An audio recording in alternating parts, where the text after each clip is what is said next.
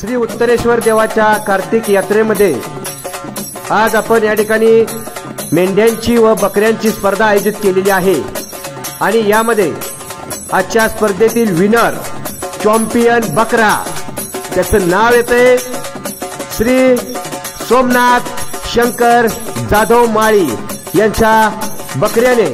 Champion winner बकरा म्हणून आजच्या या स्पर्धेमध्ये विजय मिळवला आहे।